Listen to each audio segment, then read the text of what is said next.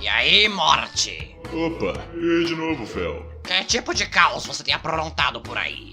Ah, bem, mais cedo eu estava flertando com o Geno só de zoeira. Mas agora, eu não consigo parar de encarar aquele cara. Tipo, ele tava ali esse tempo todo?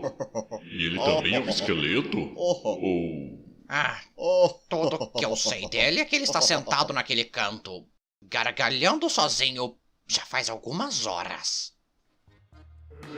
Acho que eu vou encher o saco dele um pouquinho. Eu realmente não recomendaria isso. Claramente aquele cara é bem desequilibrado. Igual a todo mundo nessa festa idiota. Relaxa, eu só vou dizer oi. E aí, parceiro? Essa festa está realmente de matar, não é? E aí, como é que você tá? Você pode me ver? Sim. Wilson, você sabe o que isso significa? Cara, pode me chamar de morte. Eu era capaz de me tornar invisível através de puro desejo mental. Que?